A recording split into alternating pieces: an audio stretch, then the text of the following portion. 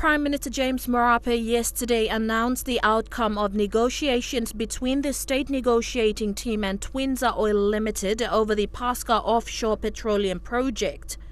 The Prime Minister stated that the negotiations between the state negotiating team and developer Twinza Oil Limited had reached an agreement to push forward with development stages.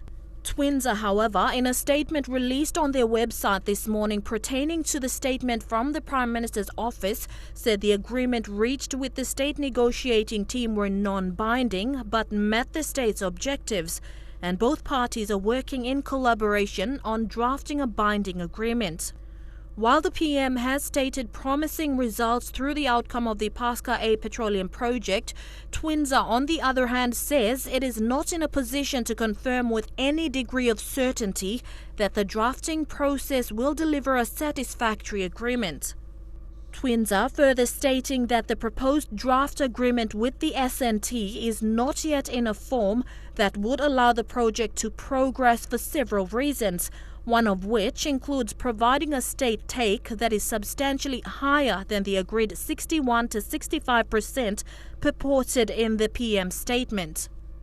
Earlier this month, during the signing of a similar non-binding agreement with the Gulf provincial government, also pertaining to the PASCA gas development project, which would allow for the Gulf provincial government to utilize LPGs to develop a power project to supply electricity for the province. Potential business relationships they will enter into down the track, where Twinza, as the producer of the oil and gas, will make available some of their gas to the Gulf provincial government-owned commercial entity, and that entity will use it to generate electricity for the people of Gulf and any businesses and industries that set up there.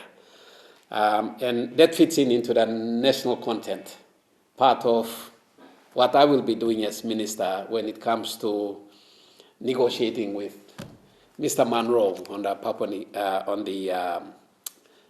the gas agreement that's in progress at the moment. Twinza CEO Ian Munro said only once the PASCA gas agreements and the petroleum development licenses are in place, the project would be well positioned to enter front-end engineering and design, or FEED. I'm confident we'll get an agreement that works for both parties. We're cognizant that the agreement has to deliver a higher state take overall than previous projects, and we're supportive of that. And a balanced agreement would allow us as a developer to move into FEED on the project in the near term. So a fair agreement is what we're seeking to get. There are a number of fields that have been discovered for many years and lain undeveloped. We think with the PASCA field moving forward initially, we believe that we'll be able to provide attractive terms and work collaboratively with other resource owners to bring those fields through our project.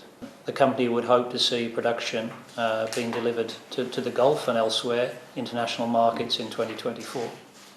In spite of the agreements being non-binding at this stage, as the developer Twinza says it looks forward to securing a binding agreement with the state, one that is acceptable to both parties and supports the development of Papua New Guinea's first offshore oil and gas field, what Prime Minister Marape describes as a significant outcome for Papua New Guinea.